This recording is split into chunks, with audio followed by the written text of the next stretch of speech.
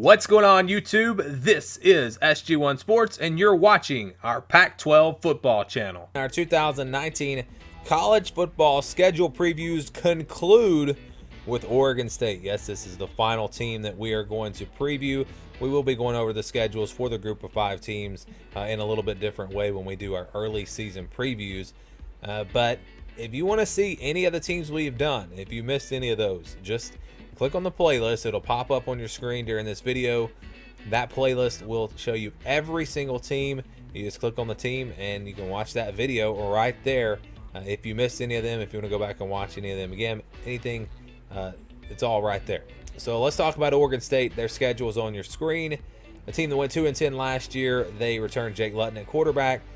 They lose some guys from last year, but nothing too major. The problem is they've just been really the worst team in the Pac-12 for the last several years, and it doesn't really feel like they're going to be that much better in 2019. Maybe they can improve. We shall see. But going through the schedule, they open up with Oklahoma State on a Friday night.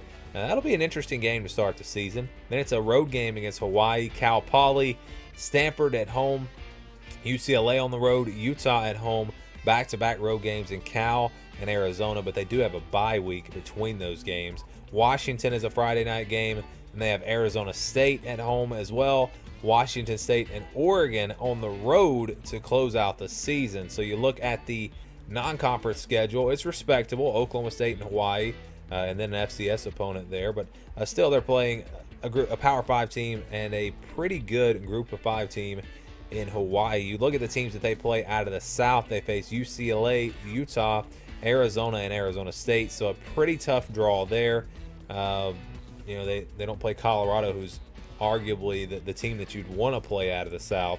I don't know that for sure at this point, but that's kind of how it looks. So I think we can give them an easy win against Cal Poly, and I think there's really not much of a chance that they beat Washington or Oregon. And you could almost go ahead and put that as a red for Washington State as well, because that game's on the road, and that's going to be a tough one. But we don't know for sure how good Washington State's going to be, so for now we'll leave that as a game that they might, just maybe have a chance to win. But it would take a really great effort, I think, for them to beat Washington State on the road. So we started looking at best and worst case scenarios. I think best case scenario, you beat Hawaii. That's a winnable game. And then, of course, Cal Poly is there. But then who else do you beat if you're Oregon State? Maybe you get Arizona State because they're at home. Oklahoma State open up the season Friday night. It's at home.